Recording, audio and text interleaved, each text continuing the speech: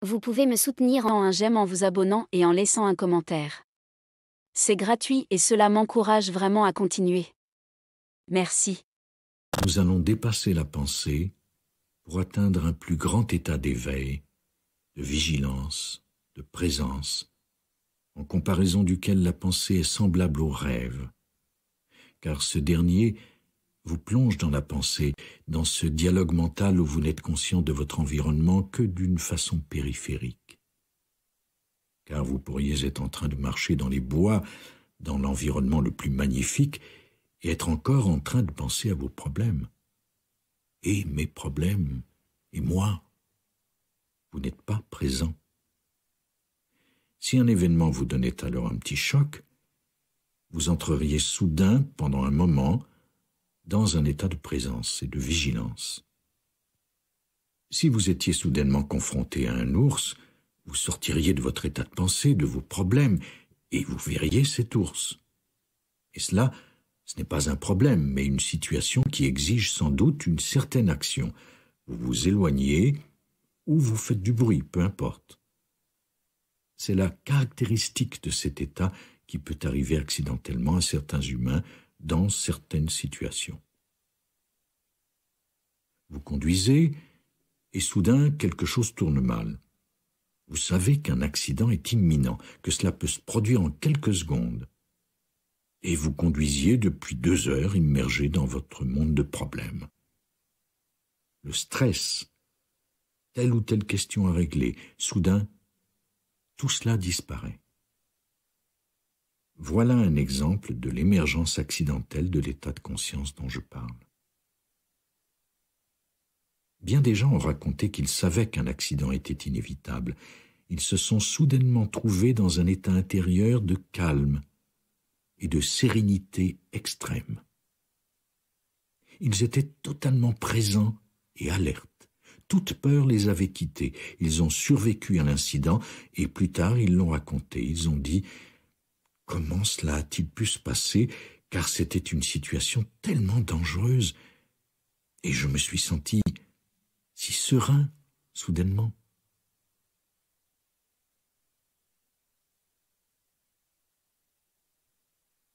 Alors, cet état de conscience peut parfois survenir de lui-même, habituellement d'une façon brève et accidentelle. Certaines personnes le recherchent à travers des activités dangereuses.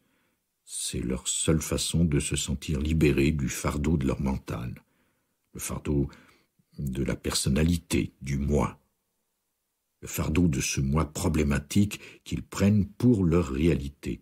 Car lorsqu'ils grimpent à flanc de montagne, ils ne peuvent plus penser. Ils doivent être présents, totalement alertes dans le présent. Mais lorsqu'ils descendent et retournent à leur voiture, ils retournent au monde des problèmes. Ils croient avoir besoin de cette activité pour se trouver dans cet état, mais ce n'est pas le cas. Vous pouvez choisir cet état dès maintenant. Vous vous apercevez en entrant dans le présent qu'il n'y a jamais de problème dans l'instant présent. Il peut y avoir une situation à régler. Ce n'est jamais un problème. Avec tout ce qui arrive dans le présent, vous pouvez avoir besoin de passer à l'action. Vous devez faire ceci ou cela.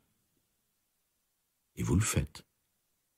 Cela émerge de cet état de conscience, de cette présence. Chaque personne est engagée dans une situation de vie. Certaines situations de vie sont relativement confortables. D'autres peuvent être problématiques. Ce peut être un manque d'argent, des problèmes de santé, de relations, de travail, des problèmes de tout genre complètement fictifs créés par le mental. Et si telle ou telle chose arrivait, ou si je perdais ceci, ou si je n'obtenais pas cela, ou s'il ou elle me quittait, on affronte alors un autre niveau de problème, complètement fictif, à cause du bruit mental incessant. C'est un renversement radical du mode de vie normal. Chaque fois, vous trouvez vos problèmes insupportables, vous vous sentez dépassé par les événements, et vous vous éveillez le matin en disant « Oh non, pas une autre journée ». Aucun humain n'est destiné à vivre ainsi. S'éveiller le matin et dire « Je ne peux pas affronter une autre journée », cela ne se produit pas dans la nature. Quand le soleil se lève, la fleur s'ouvre parce qu'elle réagit au soleil, et aucune fleur ou aucun animal n'a jamais dit « Je ne peux pas affronter une autre journée ». Peut-être les animaux qui souffrent profondément de ce que les humains leur ont fait, mais aucun animal sauvage. Lorsqu'une plante ou qu'une fleur s'éveille, elle se trouve immédiatement en état de vitalité. Et si vous regardez suffisamment à fond, vous verrez leur incroyable beauté. Vous verrez qu'elle célèbre la vie, et c'est ainsi que la vie est censée être. Les humains sont censés célébrer la vie aussi d'une façon complètement différente. Ils constituent aussi des expressions de la conscience divine.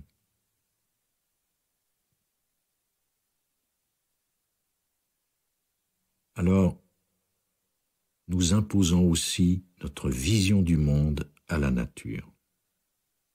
De nos jours, les humains disent « Toute la nature mène une lutte de survie ». Parce que leur propre vie se déroule ainsi. C'est leur propre mental qu'ils décrivent. Si vous vous sentiez libéré de cet état d'esprit, vous verriez en réalité que la plupart du temps, la nature célèbre la vie. Et les moments de lutte sont très courts. Les animaux vivent la plupart du temps dans un état de bien-être. Lorsqu'ils ont faim, ils tuent peut-être, mais c'est un moment très bref par rapport à la plus grande partie de leur existence. Alors on porte ce fardeau de problème qui est le mental, qui s'alourdit à mesure que les gens vieillissent. Souvent, le fardeau augmente. Le passé devient de plus en plus lourd en soi, et graduellement, on ne sent plus la vie. On ne sent plus la vitalité qui se trouve dans la profondeur même de son être à cause du bruit mental. Il recouvre un sentiment incroyablement profond de vitalité qui est la vie même. Jésus dit « Je veux que vous ayez une vie plus abondante ». Il ne parle pas d'une abondance de biens de consommation. Il ne parle pas d'un plus grand nombre de centres commerciaux, il ne parle pas des choses de la vie, il parle de la vie même, la vitalité de la vie. Et le seul espace où l'on puisse entrer en contact avec la vie, c'est la quiétude qui se trouve sous le bruit mental, la présence, la quiétude vivante. Car la quiétude est aussi un sentiment de vitalité intense. C'est l'espace où vous vous sentez relié à quelque chose de beaucoup plus vaste que le petit moi. Vous entrez en contact avec cet incroyable sentiment de vitalité, avec l'immensité de la vie, seulement quand vous êtes dans le présent.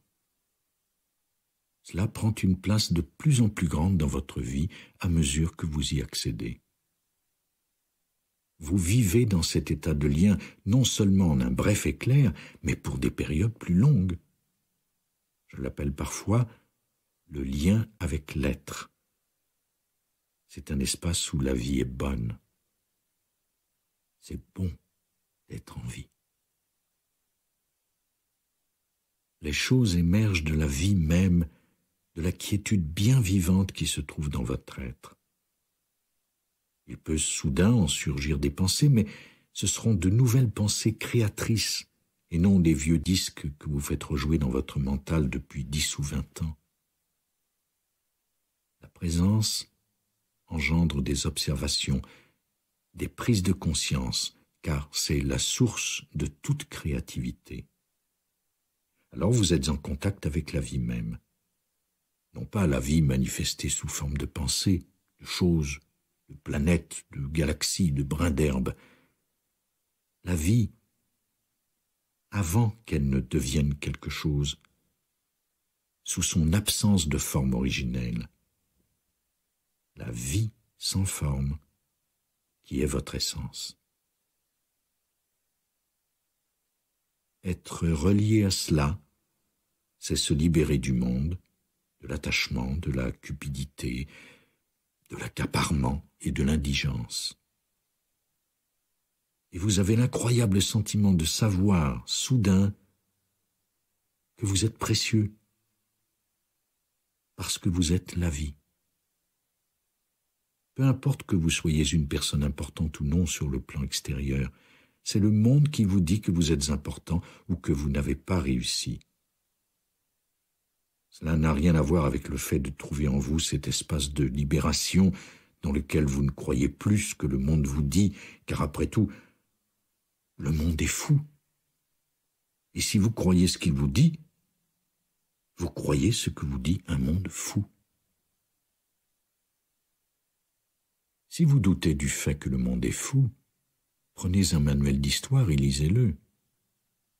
Il n'est peut-être pas à 100% fou, mais disons à 99.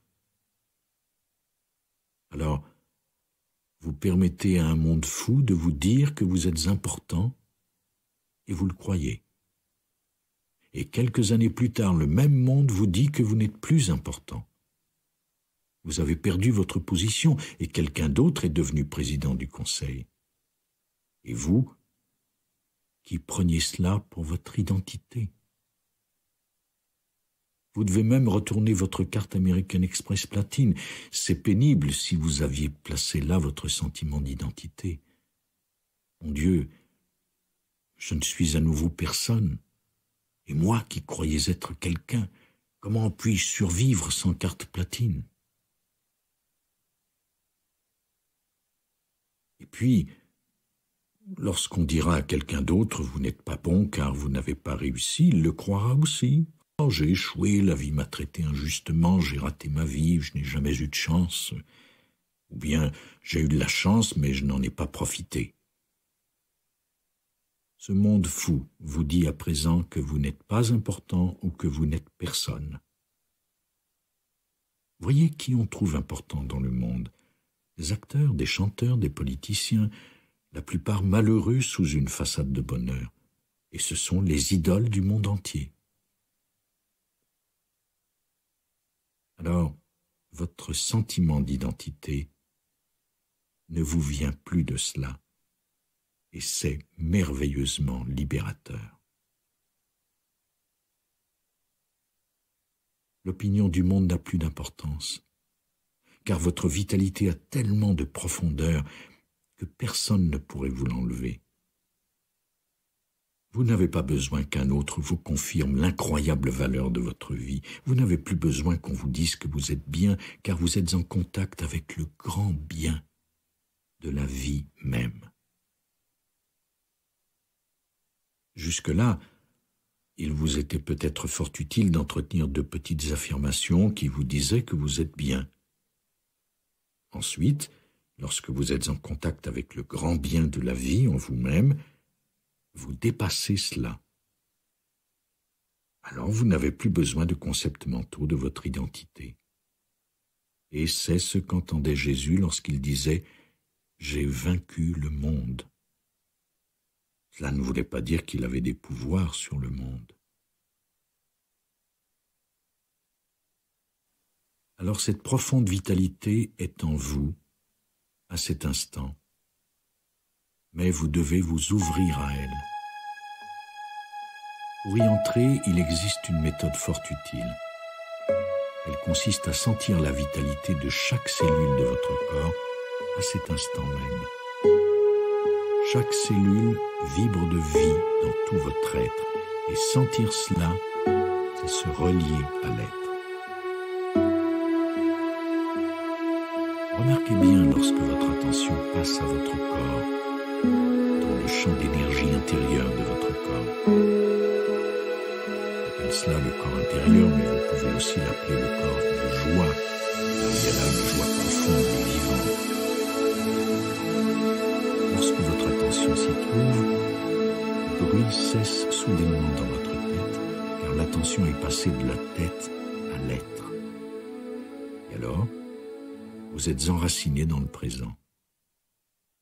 Ainsi, on dirait presque que tout votre corps prend vie soudainement. C'est ce qu'entendait Jésus lorsqu'il disait « Tout votre corps sera rempli de lumière ». C'est la lumière de la conscience, une conscience abondante pour percevoir le monde. Vous êtes enraciné dans le présent, c'est l'ouverture, c'est la porte. Vous êtes enraciné dans l'être.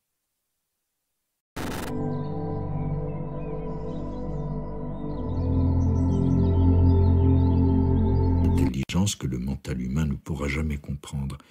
Même dans 1000 ans, nous serons encore en train d'explorer le fonctionnement du corps. Et il est si facile de se relier à une intelligence plus grande que le mental. Il vous suffit de sentir la vitalité du corps intérieur pour bientôt arriver à sentir sa joie, la joie de la vie même. Et elle ne dépend pas de votre situation de vie, car les situations vont et viennent. Présentement, elles peuvent être négatives ou positives, elles restent rarement les mêmes. Si à l'heure actuelle elles sont positives, elles deviendront peut-être négatives l'an prochain. Elles fluctuent constamment, mais il y a un espace qui en est libéré. Des gens qui m'ont écrit d'une prison sont en train de pratiquer cela, de vivre cela, et découvrent une joie et une vitalité intense, malgré les conditions misérables de leur vie extérieure. Alors, ces circonstances extérieures, c'est ce que j'appelle votre situation de vie. Elle peut être bonne, mauvaise, indifférente. Elle change. On perd, on gagne. Les situations de vie sont en fluctuation constante, et même la personne qui a connu la plus grande réussite finit par connaître la vieillesse, la perte de la beauté, de la richesse ou de la mobilité. Sur le plan extérieur, rien n'est permanent. Le Bouddha a découvert cela. Tout est transitoire. Et pourtant, il existe un espace dans lequel vous êtes libéré de ces choses. Ces choses ne peuvent plus influencer la réalité de votre état d'être. Alors, vous vous libérez du monde. Et cela n'a aucune importance. Si vous êtes maintenant sans abri, vous vous dites peut-être « D'accord, je dois d'abord me trouver une maison, puis je vais pratiquer l'introspection et la conscience du présent. » Car il y a une peur qui est un conditionnement du mental et qui dit « Si j'entre profondément dans le présent maintenant, je serai coincé dans ce présent que je n'aime pas et dans lequel je me trouve. » Cette résistance est très subtile. « Je n'aime pas ma situation de vie, dit le mental. Alors, je n'entre pas dans le présent, car je ne veux pas être dans le présent. Je veux aller dans l'avenir. Et lorsque j'arriverai à l'avenir, c'est là que j'irai dans le présent. » Peut-être cette carte American Express platine me permettra-t-elle d'entrer dans le présent. Et bien sûr, le miracle, c'est que vous le faites déjà. Peu importe la condition de votre vie, vous n'avez aucune excuse pour ne pas y arriver. Et la façon la plus rapide de sortir d'une situation indésirable, de sans-abri, de prisonnier, de pauvre, ou même d'une condition physique, la façon la plus rapide consiste à entrer dans le moment présent et de se relier à l'immense vitalité qui n'attend que soi. Votre pratique ne se limite pas à rester assis immobile dans votre chambre. Il ne suffit pas de pratiquer la méditation, c'est une façon d'être qui vous permet de commencer à vous établir dans cet état de lien. Et vous remarquerez soudain une plus grande créativité dans votre vie, davantage d'observations intérieures, de prise de conscience des gestes à poser. Vous vous éveillez et soudain, vous savez. Ah, voici ce que j'ai à faire. car ces observations proviennent de cet état.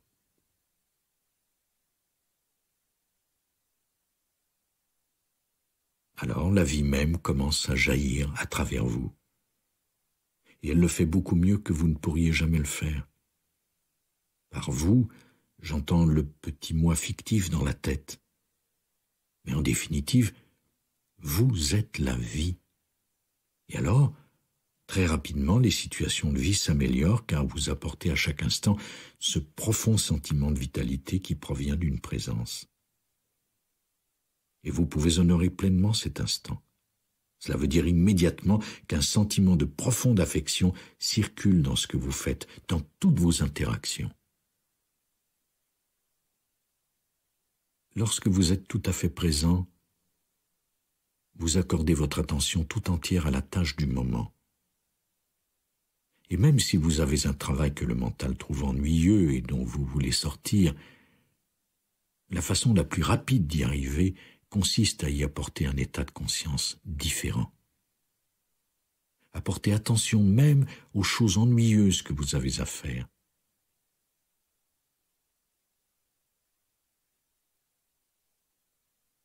Au présent disparaît soudainement. Et la résistance au présent est un aspect essentiel du mental conditionné. C'est une lutte constante contre cet instant. Maintenant, je ne veux pas être ici, j'ai besoin d'être ailleurs. Lorsque la résistance au présent disparaît, la vie peut circuler librement à travers vous. Alors, les problèmes disparaissent. Et bien sûr, on ne crée plus de problèmes. Des défis se présentent encore, mais on y réagit dans le présent. À partir de ce sentiment de présence et de vitalité, on voit ce qu'on peut faire à présent à propos de cette situation et on devient calme et l'action émerge de cet état. On ne traîne plus l'atroce pensée « Oh, moi et mes problèmes » et on ne s'éveille plus jamais le matin en disant « Je ne peux plus supporter une autre journée ». C'est une condition affreuse dans laquelle se trouvent cependant bien des humains. Alors, vous vous éveillerez en ouvrant les yeux et le mental ne commencera pas immédiatement à vous énumérer vos problèmes et à vous écraser sous un fardeau qui vous fait dire « Oh, je n'en peux plus ». Vous vous éveillez et immédiatement vous vous reliez à la vitalité qui se trouve dans chaque cellule du corps et vous entretenez cet état. Lorsqu'on ressent cette vitalité, on se sent bien. Pourquoi donc ? Parce que le mental n'a pas encore commencé à vous rappeler vos problèmes. Car sans ces problèmes, on se sent toujours bien. La vie est toujours magnifique et la vie devient une célébration continuelle. Il n'est pas nécessaire d'attendre l'avenir pour devenir heureux, pour devenir quelqu'un ou pour réussir. Et le miracle, c'est que tout se déroule plus aisément. Vous avez même de plus grandes chances de réussir, comme si cela avait de l'importance, car tout ce que vous faites dans cet état, vous le faites avec soin, et même avec amour. Vous honorez le présent, vous honorez la vie même. Vous ouvrez vos bras à la vie, c'est de l'amour. C'est un profond sentiment d'affection que vous donnez à tout ce qui arrive dans le présent. Comment la vie peut-elle ne pas collaborer si c'est votre état d'être ? Et comment la vie peut-elle collaborer si vous dites continuellement « Non, je ne veux pas être ici, je veux être ailleurs, je veux être quelqu'un d'autre ». Alors on est fermé, on résiste au présent, on nie le présent, on fuit le présent. Tout mais pas ça, dit le mental. Et alors le changement se produit. Si vous honorez la vie peut vous aider. Elle tente de le faire depuis des années. Elle ne peut tout simplement pas passer. Le soleil essaie de briller, vous n'avez ni la taille ni le pouvoir nécessaire pour faire obstacle à la vie. Vous n'êtes pas séparé de la vie. Si vous gardez les stores fermés dans une pièce, le soleil n'entrera tout simplement pas. Si vous gardez les stores fermés, le soleil ne s'en fait pas, mais il aimerait vraiment entrer.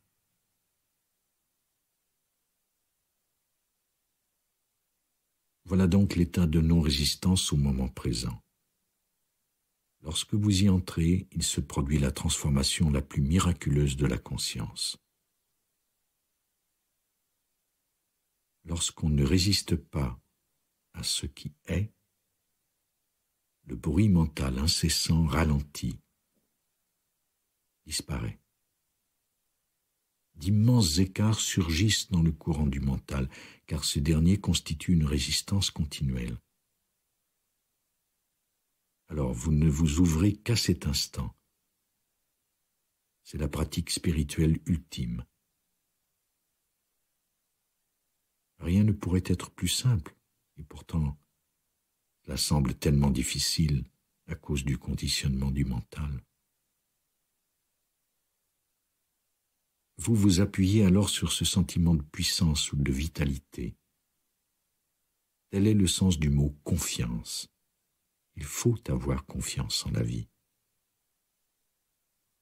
Il est difficile de vous obliger à faire confiance lorsque votre condition primordiale est la peur, qui est la condition humaine primordiale provenant de l'état d'identification au mental. La peur et la confiance sont incompatibles. La confiance est tout simplement l'absence de peur. Alors vous ne pouvez vous obliger à faire confiance, même avec des affirmations. Vous pouvez même répéter des affirmations en les écrivant sur la glace de la salle de bain. « J'ai confiance en la vie, j'ai confiance que la vie me soutient. » Mais vous devez même, en fin de compte, dépasser l'affirmation. Et quand la confiance s'élève naturellement, vous n'avez plus besoin d'affirmation, car quand vous y êtes, la réalité y est. Les affirmations constituent peut-être une étape transitoire lorsque vous n'êtes pas tout à fait arrivé à la réalité. Alors vous vous dites « je suis riche ». Mais lorsque vous avez 50 millions à la banque, vous pouvez retirer l'affirmation de la glace de votre salle de bain, c'est évident. Vous savez que vous êtes riche, vous n'avez plus besoin de le dire. Bill Gates ne place pas cette affirmation sur la glace de sa salle de bain, ce n'est que la richesse extérieure. Cela ne va pas le sauver. Même avec autant, il ne peut acheter la paix.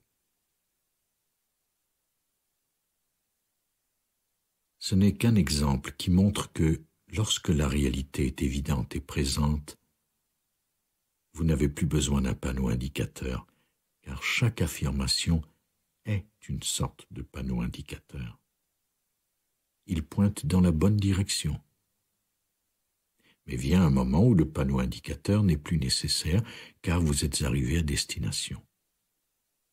La confiance, c'est lorsque vous sentez que vous êtes entré dans le corps intérieur, puis vous percevez une sensation subtile, et ensuite vous sentez de plus en plus intensément le pouvoir, la vitalité, la quiétude et l'incroyable énergie qu'il y a derrière cela. Et alors vous savez que, sur le plan le plus fondamental, je suis cela. Je ne suis pas le petit moi dans la tête. Et cela vit et agit à travers vous. Ce pouvoir est là. Et lorsque vous savez que vous êtes cela, vient la confiance. Alors, soudain, la confiance est votre état naturel. Vous ne cherchez plus cet état. Le concept de confiance disparaît car il est tellement naturel que vous n'avez plus de mots pour le désigner.